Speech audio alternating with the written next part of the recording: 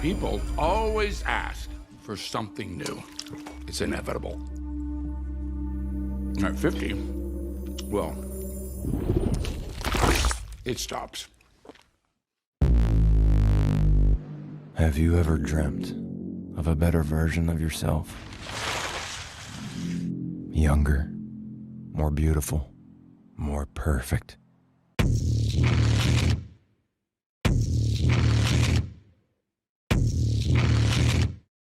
One single injection unlocks your DNA and will release another version of yourself.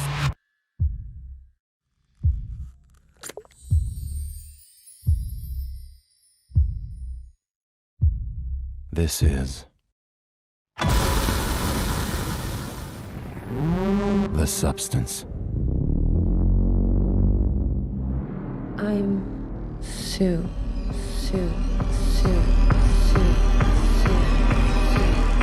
You're hired. Let's go. A perfect balance of 7 days each. The one and only thing not to forget. You are one. You can't escape from yourself. There's been a slight misuse of the substance.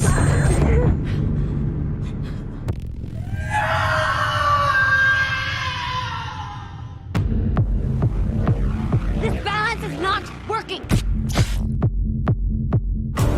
you like to stop? Would you like to stop? Would you like to stop? Would you like to stop? I'm fine.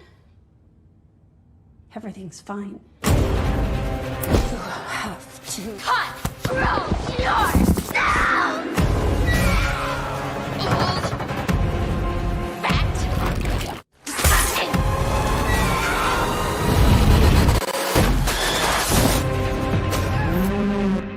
People are gonna love that. Hello, welcome to Movie Humpers. My name is Bob Sham. My name is Angela. And it is Halloween Humpfest, and we are near the end in the last 2 days of good old Halloween Humpfest. We discussed a horror movie every weekday, all month long. We had different days were devoted to specific themes, but today we left it open because for Halloween Eve, I needed Angela to pick a horror movie that came out this year. And there's a lot of compelling stuff to choose from. We decided on one that is, as of this recording, I don't know if it will be by Halloween Eve, is in theaters. And we have not done a lot of in-theater drops this year. I know. I wanted to do one. And we've seen more than we've even talked about. And I have a plan to maybe catch up on a lot of what's come out this year. But the movie we're discussing today is the much talked about body horror film by Coralie Fargeat, the French filmmaker, in her second film, The Substance. It's written by her, and it stars Demi Moore, Margaret Qualley, Dennis Quaid, Edward Hamilton Clark, among others. Cinematography by Benjamin Cracoon. Coralie Fargeat is a French filmmaker. You maybe have not seen Demi Moore in a major feature film, especially as a lead, in a very long time. Hats off to her for being in this one. She was really great in this. This movie is about beauty standards, aging, the expectations in the industry, and we see a montage of her Hollywood star, being put on the ground. And there was one part where it seemed to be snow flurries on it, and I was like, it doesn't snow in LA. Well, it does. It just happens like once every 30 years. And in 1989, there was a little snow that happened in LA. So we'll just assume that it was 1989 in that part of the montage. Yes, because her star got put on. She was doing so great. Over time, less work, and she has become a fitness instructor, has a television show that's goes out every week of her doing exercise. Yeah, apparently it's been on for a while because we see images of her in the past and she looks younger. Like she's been doing this fitness thing for a particularly long time. And then we meet Dennis Quaid, who is like a producer of this show. And he plays this typical Hollywood dirtbag guy. And he wants to force her out of this position because she's getting old. Oh, if you want to see this movie too, you want to go... If you're curious about this movie, then go ahead and pull the trigger. We will be talking through the movie. It will be spoilery, so keep that in mind. So if you want to see it first, go see it and then come back to us. But the camera is constantly in a first person view, and it's very like maximalized, and it gets in the face of everything to the point of discomfort. It's forcing you, the viewer, to be incredibly voyeuristic in a sense, but almost as if like you want to go look at someone, but you don't just look at them. You have to get up in their face. You're watching Dennis Quaid eat shrimp and shellfish, and it's very purposefully gross. Yes. And there's definitely a comedic, satirical element to it. So Dennis Quaid being in this movie is interesting because not too long ago, he stars in the Ronald Reagan biopic.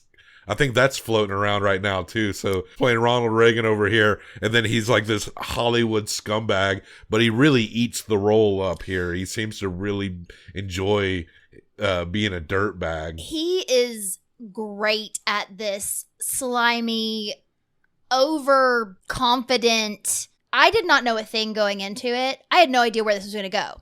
And the first thought I had, genuinely, when I saw Demi Moore on the screen was, God damn it, she looks good. Right. That was the first thing I thought. She's being presented as too old out the pasture, but she looks better than most 50-year-olds. Absolutely she does. But he wants someone younger, hotter, bouncier. You know, he wants like fresh, nubile skin or whatever. And let me tell you, you see pretty much every square inch of her body in this movie. And it really lasers in on certain aspects of her body. Her navel is a little sagged at a certain point.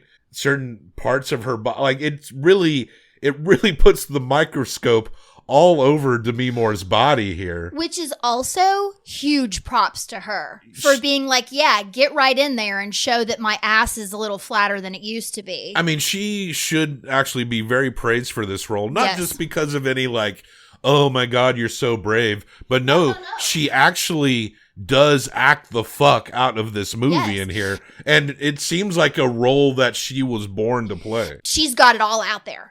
Every single bit. Emotionally, physically. It doesn't feel as though she is holding back a single thing in this. This director, I would like to see the other movie that she's made. I'm very interested in her. Because I don't know if she does these intense of character studies as this movie was, but she really gets into the brain of Demi Moore's character. Her name is Elizabeth. Elizabeth Sparkle. Elizabeth Sparkle is being pushed out. She gets fired. The shots in this movie are so great. There's these long shots of this hallway where you said, like, you'll see all of her, like, DVD covers, you assume is what it is, or different seasons of the show. But it's this really long hallway, which they take advantage of a ton of, like, Dennis Quaid walking all the way down it towards her and then leaving her immediately. Everything feels like it's first person perspective. Mm-hmm. And yeah, it's super stylized. It's like the balance for at least the majority of the movie is done well enough. Like, in a sense, the movie is supposed to be overwhelming in a sensory kind of way. You can tell that it's meant to be like that. Yes. All the colors are so bright or stark. Well, how does she get involved with the substance? Okay, so the same day that she gets fired, she gets in a car accident. She gets distracted by something and a car hits her. She goes to the hospital and amazingly, not a bone is broken. But while she's there, she's crying, she's upset, she's gotten older. This doctor is like too busy to pay attention to her, but he's talking about like... By the way, I just want to say my wife is a huge fan. Blood type... Insensitive comments. And he leaves. And this young, extremely attractive gay man, I believe, comes up to her and says, I need to do one more exam. And he starts kind of touching her, and you'd be perfect. Yeah, he's like, you'd be a perfect candidate. And she's like, what? And he's like, you're good to go. She gets outside, reaches in her pocket, and there is like a jump drive, and it said, this changed my life. Yeah. She gets home and she watches it, and it is the substance. Have you ever dreamt of a better version of yourself? Younger, more beautiful, more perfect. One single injection unlocks your DNA, starting a new cellular division that will release another version of yourself. This is the substance. It doesn't tell you very much, but it says if you want to be younger, to revitalize your life, if you want to be able to start over and go back and be your best self, we can help you do that. She throws it away. But that same night, this is another shot I really love. She's like crying in the shower. It goes up forever out of the shower, which is totally not real. But it's just this whole thing of like showing how alone she feels in that moment. It's just, it goes way back too far. She thinks she doesn't have anything to offer. So she opts to get involved with the substance. Mm-hmm. She watches their little commercial, and then she gets an address to go to a certain place. Mm-hmm. And they're known by a number, like she will call them throughout the movie and say her name, but they don't care. They don't care what your name is. You're just number 503. They don't want names. So she goes to this busted up looking building and scans a card, and the little garage doesn't open all the way. She has to duck in, and it all looks like shit. And then she walks into this part that is just this very sterilized looking place with all these lock boxes. She scans her card that says 503 on it, and she gets her pack. Mm-hmm. And the instructions are that you have the activator to only use one time. And then it talks to her like, you remember that you are both one, that you are one. There is only one you, and you both are one. She has to do the activator, and then there's 2 things of food which has to be processed. And there's also a stabilizer. And there's a stabilizer. There's instructions to switch your fluids or something to you have to switch. The people have to switch. You have to go back and forth. And you're not really clear of what all that means until she begins to do it. They do show you at the very beginning, because they inject an egg yolk with the substance, and it immediately divides into 2 whole egg yolks. But until that moment, I forgot about that because it was such a little thing at the beginning. So then she takes the activator, and you see her eyes split like the yolks did. That scene. And then, her back rips open, and what is to be like a younger, more, I guess, perfected version of her comes out, and it's this beautiful young model looking version of her, as played by Margaret Qualley, who is also, you see every inch of her body as well. So she comes out, and she is Margaret Qualley's character. She later comes to call herself Sue. And she's like, oh, fuck, what's going on? She has to piece together what's happening. She sees Demi Moore on the floor, Elizabeth, with her back split open, and she sees instructions to sew her back up. And she knows, because they are one, what she needs to do. I think as it goes along, there's more of a disconnect. But in that moment, to me, she knew exactly what was happening. And she also has to drain fluid that fills 7 containers. And every day she has to inject herself with the fluid that she pulled from Demi Moore's spine. And she hooks Demi Moore up to the food, and the food is meant to last exactly for 7 days, and then it runs out. And so your pack only comes with enough little canisters for 2 weeks and enough food for 2 weeks, and one is for you and one is for the other. But you are the same. There's also a kit to switch, and we don't learn about that until after we get past the first 7 days, but... Well, she can't be like, I'm Elizabeth Sparkle, so she goes out, but she knows where to go and who to talk to. because she kind of is Elizabeth Well, Sparkle. one of her triggers to wanting to do this was that she saw an ad that said, we're trying to find the next Elizabeth Sparkle. We want a young, beautiful, vivacious person. So she went to that audition. So she auditions, gets in front of Dennis Quaid's character, and of course he loves her. And she has the bubbly energy that the young Elizabeth Sparkle had. So of course they're all over her. And she's hot as shit. And yeah, she's pretty stunning. And I guess the director loves asses. I think Coralie Fargeat loves the booty. We get so much booty, the more ass shots than you can shake a stick at. She gets this gig and things are going doing the well. exercise show. But it's time. 7 days are up. She has to go back. And what does she have to do when the 7 days are up? Demi Moore is like still laying in the same position in the bathroom. Demi Moore is still laying in the bathroom exactly where she was the whole time. And she goes in and it's a transfusion situation. So she passes out and Demi Moore wakes up. And so now Demi Moore sets her up with her food. She takes out the 7 days worth of fluid, but she is in so much pain because she has this gigantic open wound in her back. Yeah, which is healing, but very slowly. She immediately becomes almost a hermit. Her career as an older woman is pretty much over. And she has like an annoying neighbor who's trying to hook up with her and all that shit. So He's trying to hook up with the younger version, right, not Demi Moore. Right. And it's a drag ass to be herself, right? I mean, the commentary here is pretty obvious. Yes. And, you know, it kind of just goes through day by day by day with her, and she, near the end of the 2 weeks, has to go back and get another package. Right, and so she goes back, scans her card. The young version of her has made an arrangement to where she can film all her shit in a week chunk and then take a week off. She says she has to take care of her sick mother every other week. So she's becoming this big star. Yes. And who's going to be more and more in demand, but she's supposed to disappear every other week. Every other week. Which presents some complications. At some point, and I want to touch base on this because it's pretty important, that Demi's character, the older Elizabeth Sparkle, confronted by this man on the street who she went to school with.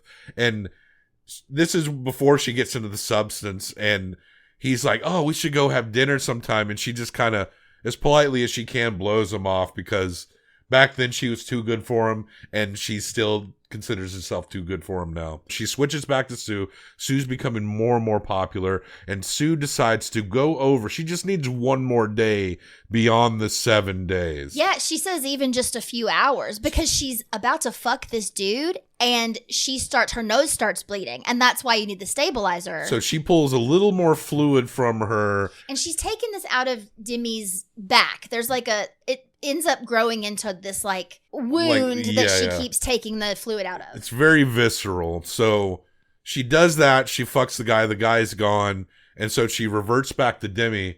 Elizabeth wakes up. She knows her finger. It looks like a witch's finger. Like it's just completely accelerated in its age, and it looks unsightly. And she's also having a mental breakdown during her week to where she's like binge eating and she's getting wrapped up in all just this. Watching tons of television. They gave her like a French cooking book that is a parting gift when they fired As she starts her. losing it so more she and starts more. making all this like heavy, fatty French food and eating whole. What is my favorite scene in the whole movie? She's extremely vulnerable in the older Elizabeth body, and she decides to contact the dude on the street that hit her up.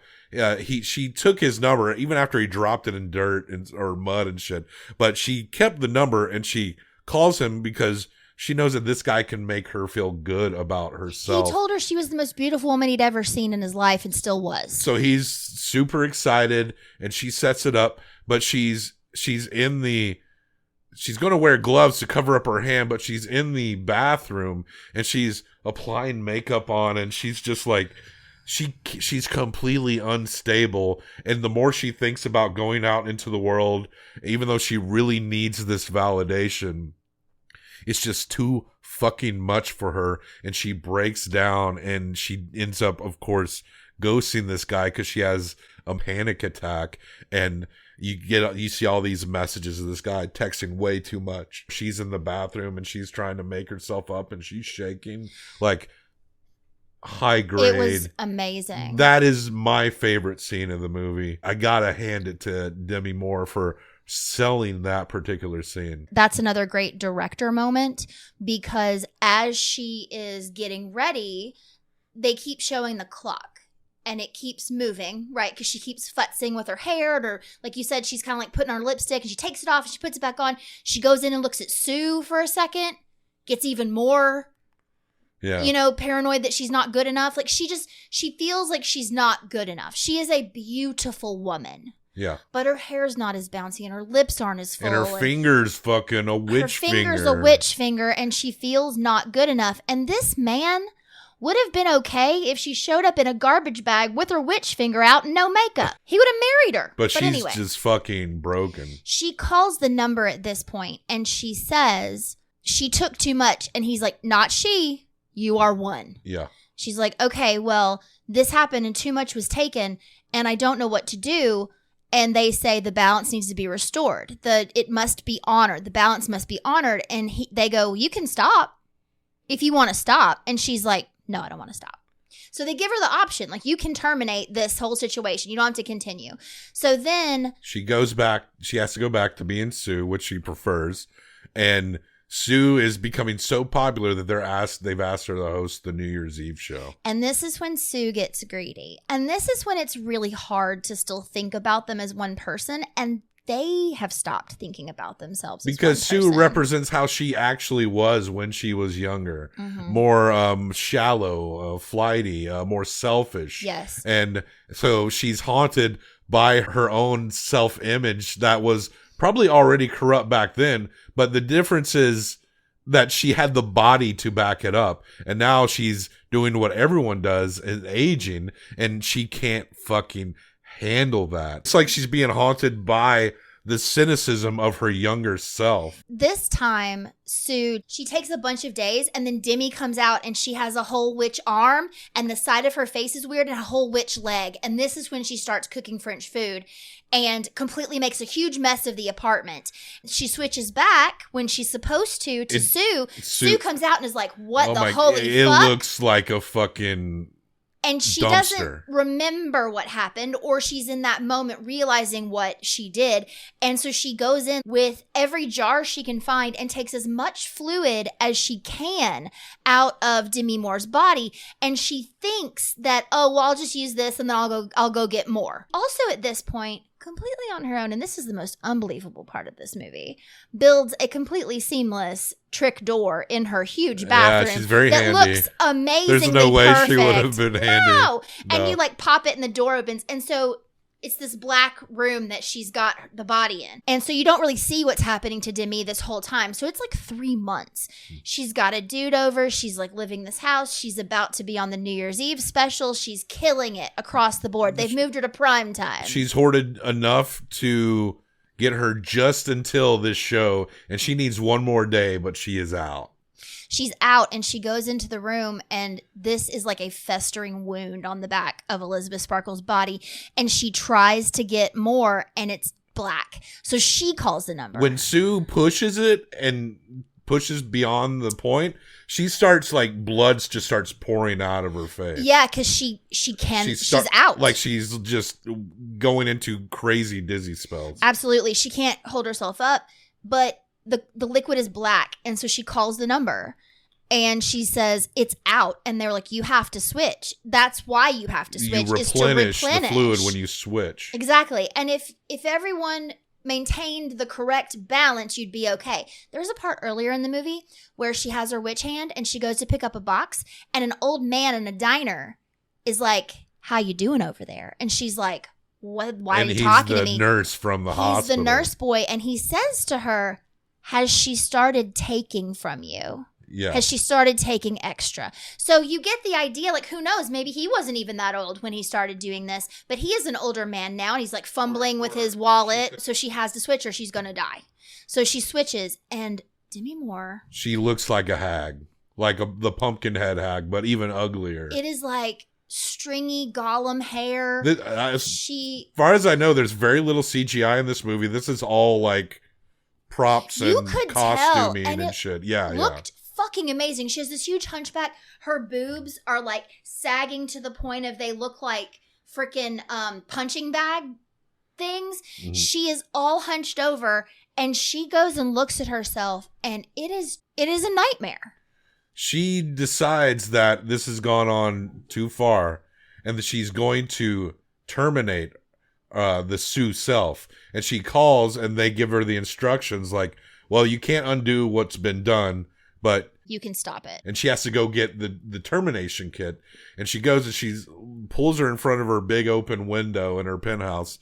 Oh, and there's also a billboard of Sue looking hot as fuck right outside her window. Yeah, and she does inject her with the termination fluid, but then she changes her mind and manages to suck the fluid that she stuck into her out, and then Sue wakes up. I thought she just didn't finish. She put in some, and it looked like she was drawing it back out, or what little she could. So Sue is now awake. So it's Sue and Elizabeth Sparkle. They're up at the same time, and this is the first time this has happened. Yeah, it's like it started the process of disconnection, and it probably would have killed her had she finished, but they disconnected.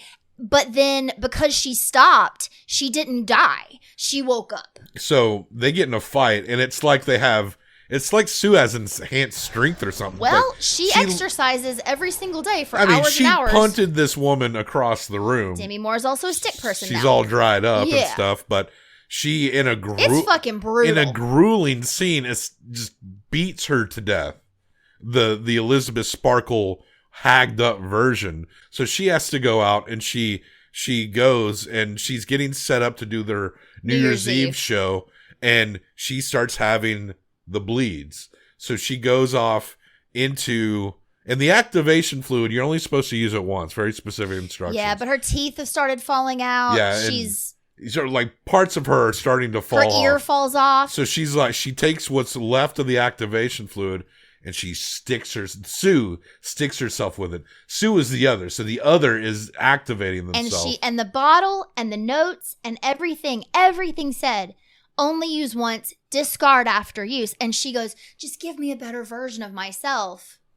And stabs herself. And what comes out, what rips out of Sue is this fucking, they call it Monstro Elizabeth. Like, we get big text like all throughout the movie. Monstro Lizasu, I think. It's like both of their names. Monstro Lizasu. So it's like, it's Margaret Qualley in this big bodysuit, but then the camera will cut to parts of the body, and you can see Demi Moore's face like poking out like the backside and shit. And it is constantly in a screaming because her skin is being pulled, like her mouth is being pulled open. She's in this like perpetual scream, and her eyes are moving. So what was Elizabeth and Sue is now monstrous Liz Sue.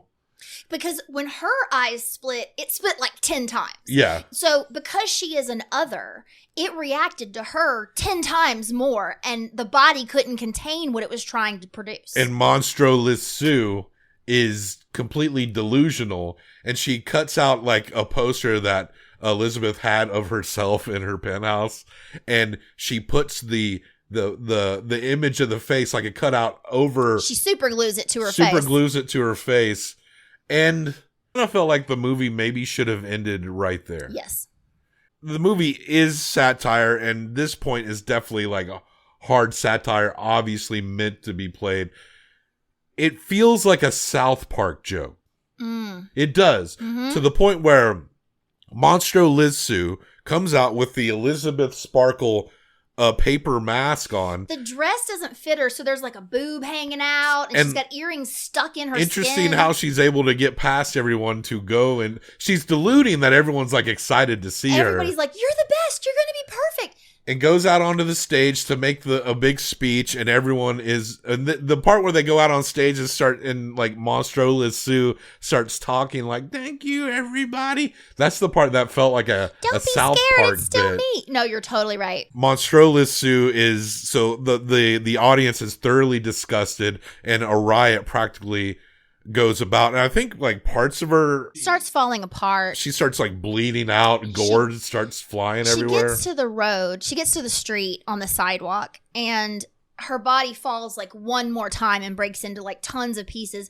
And then the Demi Moore face crawls, like it has like a ton of tendrils around it. It looks like a Medusa. It crawls out of the mess and ends up perfectly on her star on the sidewalk. And then it like disintegrates, dissolves into gore. It's just blood. And you watch a street cleaner like just clean up whatever's left of it. And now from the point in which she turns into the monster and she puts the mask on, it's like at least 10 minutes before we get to that final part. So I got to admit, as much as I thought the balance of all this movie and its like intenseness, it's over sensory, it's the way you're supposed to watch it, the intensity of it works really well. But I just felt like the very tail end was like a quality pastry that maybe was cooked a little too long. I completely agree. It is a cartoon. It is overly ridiculous. The way they treat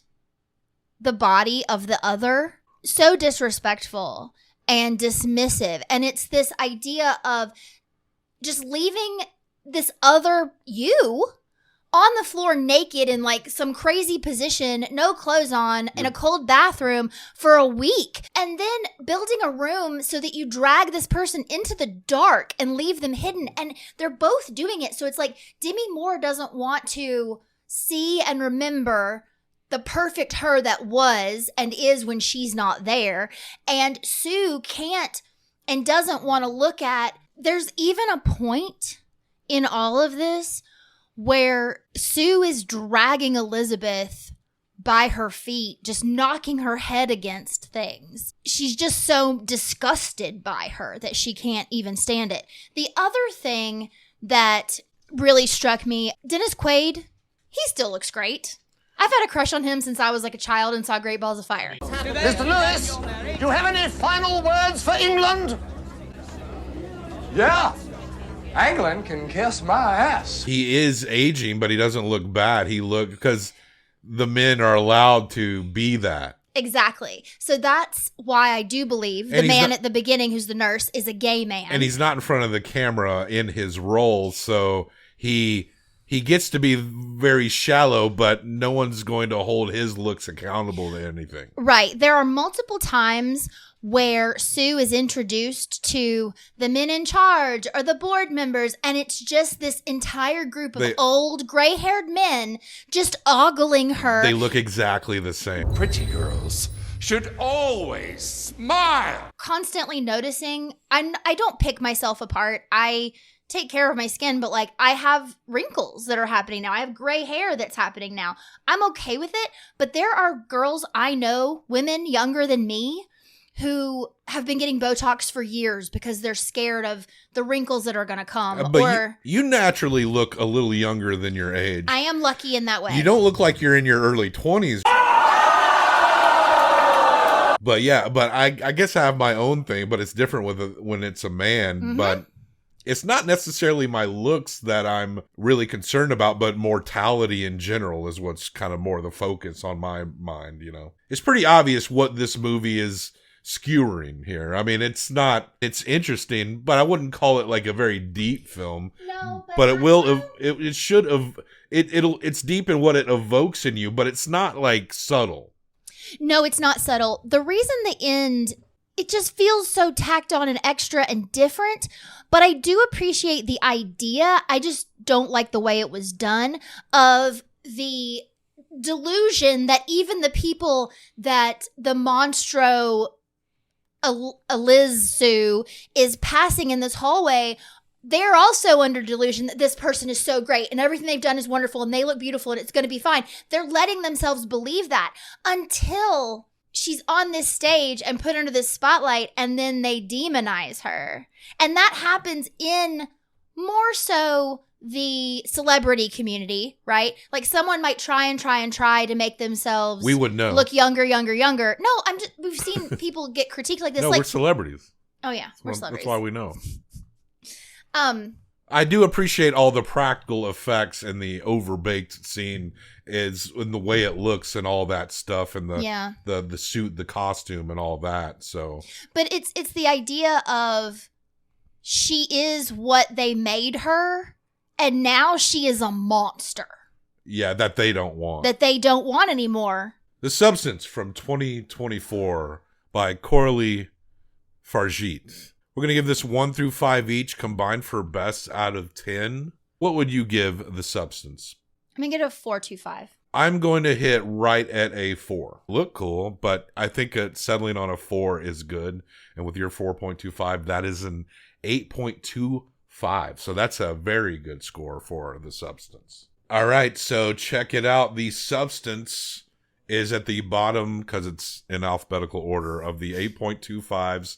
So that puts it between The General by Buster Keaton and Clyde Bruckman and Batman Mask of the Phantasm. At least as good as those movies, if not better. But a few slots up from Crimes of the Future, Coralie Fargit lists David Cronenberg as an influence, as well as... For sure. As well as John Carpenter and Michael Haneke. Makes sense. It does. It makes sense. So that's The Substance. It is a worthy movie ticket to sell once it goes on streaming. I highly recommend it. One of the more interesting, stylish, and compelling body horror movies to come out this season. So, and tomorrow is actual Halloween. We're finishing off the rest of the Halloween franchise. We discussed the first 6 movies from the franchise last year during HumpFest.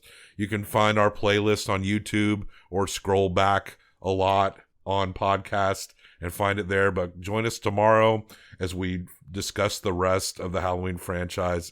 That includes the H2O, the return of Jamie Lee Curtis, and then the Rob Zombie ones, and then Jamie Lee Curtis returning again with the I forget that guy's name who does all the stuff with Danny McBride. Yeah. David Gordon Green. That's it. All right. So this is our last single movie discussion for Halloween HumpFest. It's sad. And this is the last thing we're recording for Halloween HumpFest. But so one last time. Happy Halloween.